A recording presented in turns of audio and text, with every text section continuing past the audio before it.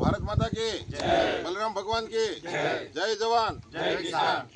અત્યારે ખરેખર આ આધુનિક યુગ હાલી રહ્યો છે, પણ ખરેખર અત્યારે સુપ્રિન્ટેન્ડન્ટ ઓફિસે જઈ તો એના જે સુપ્રિન્ટેન્ડન્ટ ઓફિસરો હોય તો ત્યાં પણ ખેડૂતો જાય અને ગોળ ગોળ વાતો કરીને ધક્કા ખાઈને વહી આવે છે। પણ અત્યારે ખેડૂતોને સાચો રસ્તો બતાવે એવા મેં આપણે ખેડૂત ડિબેટમાં કીધું હતું, રમણીકભાઈ હકીકત ખેડૂતોના ભગવાન છે, રાહબર છે। કારણ કે જે LLB કક્ષાના માણસો હોય, LLB થયેલા હોય, એની પાસે ખેડૂતો 5-5 વર્ષ ધક્કા ખાધા હોય છતાં એના સોલ્યુશન નથી આવેલા। એ અમે ચમાડી ગૌશાળામાં સેમિનાર રાખ્યો હતો, ત્યાં જૂનાગઢથી ખેડૂત આવેલો અને એ 5 વર્ષનો પ્રશ્ન ખાલી 2 મિનિટમાં એને સોલ્વ થઈ ગયો હતો। એમ રમણીકભાઈ કોટડિયા LLB છે, સ્પેશિયલ માની લો કે નિષ્ણાત છે રેવન્યુ ડિપાર્ટમેન્ટના, નહીં તો રેવન્યુ ડિપાર્ટમેન્ટના નિષ્ણાત હોય પણ એના માટે અઘરો પ્રશ્ન હોય, પણ રમણીકભાઈ પોતાના માટે તો એવા સ્પષ્ટ વક્તા છે, પણ સામેના વાળાને પણ સ્પષ્ટ ગળે ઉતારી દે કે ભાઈ આનો 2 + 2 = 4 જ થાય। નહીંતર અત્યારે રેવન્યુ ડિપાર્ટમેન્ટ એવું છે કે 2 + 2 = 5 ગણાવે એવી વસ્તુ છે। તો આના માટે ખેડૂતોને અને ભણેલાને પણ આ પ્રશ્ન અઘરો પડે છે। તો આ ભારત દેશ ખેતી પ્રધાન દેશ છે, અને જો આ રમણીકભાઈ જેવા રાહબર મળે, રમણીકભાઈ જેવા આપણે કાયદાના જાણકાર મળે, રેવન્યુ ડિપાર્ટમેન્ટના જાણકાર મળે તો ખેડૂતોને ઘણા પ્રશ્ન સોલ્વ થઈ જાય।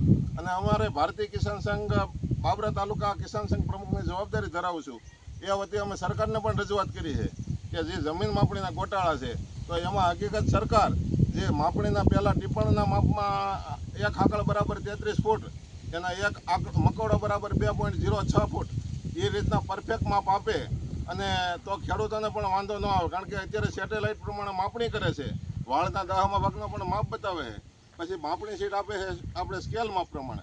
તો એ હકીકત કજિયાનો મૂળ છે।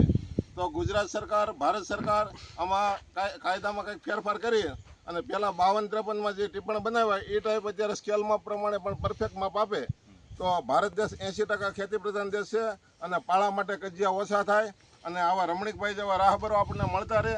અને આ 2 દિવસનો સેમિનાર હતો આપણે 11-12 ફેબ્રુઆરી, તો 2 દિવસનો જમવાની રહેવાની બધી વ્યવસ્થા હતી અને કુદરતી સૌંદર્યમાં એમની વાડીમાં લીલા ઘઉં, બગીચો, બાગ બગીચા, ફૂલના ઝાડ ને મોટા વૃક્ષો, એના સૌંદર્યમાં આ ડિબેટ નહીં આપણે તાલીમ કેન્દ્રમાં લાભ લીધો અને બધા ખેડૂતોને આનંદ થયો અને બધાએ આનંદ માણ્યો। એ માટે રમણીકભાઈ કોટડિયા પણ 2 શબ્દો કે અસ્તુ ભારત માતા કી જય। લગભગ આજથી 3 વર્ષ પહેલા નાના પાયે ખેડૂતોને માર્ગદર્શન આપવાની શરૂઆત કરી। જે મારા ગ્રુપના ખેડૂતો હતા એને કંઈક રેવન્યુના પ્રશ્નો હોય એને મને પૂછે અને એનો જવાબ આપે। જવાબ એક વ્યક્તિનો હોય એટલે મેં વોટ્સએપ ગ્રુપની અંદર ઓડિયો મૂકવાના ચાલુ કર્યા, જેથી કરીને એમાંથી બીજી વ્યક્તિઓને એ જાણકારી મળે। એમ કરતાં ગ્રુપની સંખ્યા વધતી ગઈ, 22 થઈ। આજથી 3 મહિના પહેલાં એક ગ્રુપની સમયમર્યાદા પૂરી થતાં હવે પછી આપણે યુટ્યુબમાં જવું એવું નક્કી કર્યું અને યુટ્યુબની અંદર ચેનલ શરૂ કરી એને આજ લગભગ 3.5 મહિના થયા છે। શરૂઆતમાં ખેડૂત માર્ગદર્શન ગ્રુપ હતું, યુટ્યુબની અંદર જઈને તમે લખો કે રમણીકભાઈ કોટડિયા એટલે ખેડૂત માર્ગદર્શન ગ્રુપ તમને જોવા મળશે। એમાં ખેડૂત સાથે થયેલી વાતચીત એટલે એના પ્રશ્નોના જવાબ આપેલા હોય, એ અન્ય વ્યક્તિને એકને એક પ્રશ્ન વારંવાર ન પૂછવો પડે એટલે એમાંથી એને માર્ગદર્શન મળી જાય। અને કોઈને નવો પ્રશ્ન હોય તો યુટ્યુબની અંદર મેં અલગ એક આંકડા ઘણી જગ્યાએ બોલેલું છું, એમ મારા મોબાઈલ નંબર શોધી અને મને પૂછી શકે અને પ્રશ્નોના જવાબ આપે। 1 મહિના પછી એક બીજી ચેનલ શરૂ કરવાની જરૂરિયાત ઊભી થઈ કે ભાઈ ખેડૂતો પોતાના કામ જાતે કરી શકે તો એના માટે થઈ અને દરેક વ્યક્તિને જાતે મેં ફોર્મ ભરી એફિડેવિટના નમૂના કરવા એવું બધું જાતે શીખવાડ્યું। ઉપરાંત ખેડૂત મને જે પ્રશ્ન પૂછે એ પ્રશ્ન પૂરો થાય એટલે એની પાછળ એની બ્રીફ એડ કરી દેવી। આ માટે રમણીકભાઈ કોટડિયા વિડીયો નામની ચેનલમાં માર્ગદર્શન મૂકવાનું ચાલુ કર્યું। હજી 15 દિવસ એના નહોતા ગયા ત્યાં રેવન્યુના ઘણા બધા એડવોકેટ મિત્રો છે અને આવા LLB એડવોકેટ્સ જે છે એમને કીધું કે ભાઈ અમને પણ મહેસૂલ કાયદો જે છે અને એની લગતા ટેન્ડન્સી એક્ટ લગભગ 11 જેવા છે, એવા કાયદાની જોગવાઈ જો જાણવા મળે તો વધારે સારું થાય અને ખેડૂતોને વધારે સારી રીતે ન્યાય આપી શકે। તો એના માટે રમણીકભાઈ કોટડિયા રેવન્યુ વિડીયો નામની ચેનલ શરૂ કરી। ત્યાર પછી આની સાથે સાથે ગામે ગામ જઈ અને ખેડૂતોમાં અવેરનેસ આવે કે એના 7 નંબરમાં શું ખામી છે, 7 નંબરનું હકપત્રકથી શરૂ કરી અને ઉતરોતર ટાઇટલ જમીનનું મળે છે કે નહીં, ખેડૂત ખાતેદાર સર્ટિફિકેટનું ટાઇટલ ક્યાંય તૂટતું નથી ને એ જોતા શીખવાડ્યું। પણ પછી એ ટાઇટલ કોઈ બીજા પાસે એને કરાવડાવવા પડે, એ કરાવવા ન પડે એટલે તારીખ 11 અને 12 ફેબ્રુઆરીના રોજ આ એક તાલીમ કેમ્પનું આયોજન કરેલું છે, જેમાં 35 ખેડૂતોના નામ નોંધાયેલા હતા અને એ ખેડૂતોને દરેક પ્રકારના ફોર્મ પોતાની જાતે ભરતા શીખવાડેલા છે। જેમ કે ખેતરના નામમાં ભૂલ આવે છે તો ખેતરના નામનું ભૂલ આવતી હોય તો એ ઘણી વખત આગળ જઈને અટકે. દાખલા તરીકે એને કરતી વખતે નાની એવી ભૂલ પણ અટકતી હોય છે. તો અત્યારથી જ ખેતરનું નામ સુધારી લેવું જોઈએ. ટિપ્પણ મુજબ ખેતરનું નામ સુધારવા માટેની અરજી કેવી રીતે કરવી એ દરેક ખેડૂતોએ લખતા શીખવાડીને આ જેટલા ખેડૂતો છે એ બધાને એટલું કામ આવડી ગયું. ત્યાર પછી તમારી હકપત્રકની નોંધો જે હોય ઘણી ચડાવવાની મિસિંગ હોય છે. એટલે મિસિંગ નોંધને કેવી રીતે ચડાવી, હકપત્રમાં ખૂટતી નોંધોને કેવી રીતે શોધવી, આ બંને બાબતો બહુ અગત્યની વસ્તુ છે.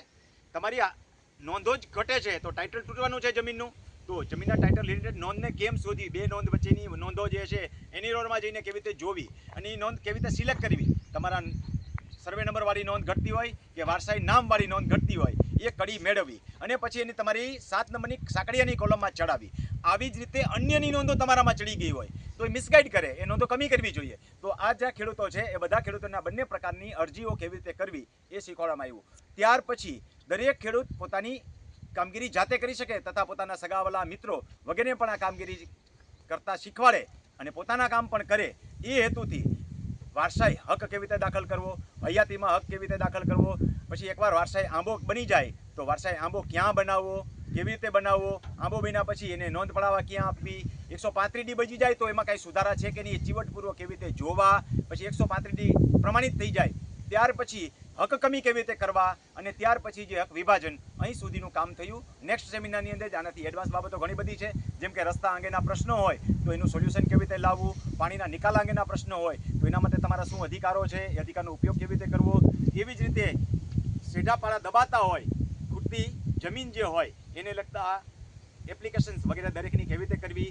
એવી રીતે અન્ય હકોની અંદર પાણીના હક જે છે લેવાના હોય તો પાણીના હક જે છે કેવી રીતે લેવા, પાઇપલાઇનના હક કેવી રીતે નોંધાવા, માર્ગના હક કેવી રીતે નોંધાવા, સંયુક્ત અન્ય બાબતો હોય એ હક અંદર કેવી રીતે નોંધાવા, આ બાબતો નેક્સ્ટ સેમિનાર અંદર પ્રેક્ટિકલ સાથે શીખવાનું આયોજન છે. કારણ કે આજે મેક્સિમમ આપણે પ્રયત્ન કરેલો કે જે દિવસે 11 વાગે આપણે આવ્યા ત્યાંથી 1 મિનિટ ગુમાવ્યા વગર વચ્ચે અડધો કલાક જમતી વખતે પણ ચર્ચાઓ ચાલુ રાખી અને રાતના 11:30 સુધી આ તાલીમ સેમિનારનો લાભ આપેલો. બીજે દિવસે સવારે 6 વાગ્યાથી માણસો ઉઠી ગયા, 6:30 થી લગભગ ચર્ચાઓ ચાલુ થઈ ગઈ, પછી 2 કલાકના આવા 3 સેમિનાર થયા, પાછો આ 1 કલાક જે છે એ ચર્ચાનો થયો અને લગભગ 4 વાગી ગયા છે. એટલે અહીંયા હવે બધાના કિલોમીટર પૂરા થઈ ગયા શીખવાના અને શીખવનારના. હવે પછીના બીજા સેમિનારની અંદર આ ઘટતી બાબતો અને આની કડીરૂપ આગળની બાબતો જે શીખવવા પ્રયત્ન કરશું. યુટ્યુબની અંદર જઈ અને રમણીકભાઈ કોટડિયા નામની ચેનલ જોજો એટલે ઘણી બધી માહિતી તમને ઘેર બેઠા ગંગાની કોડે મળશે.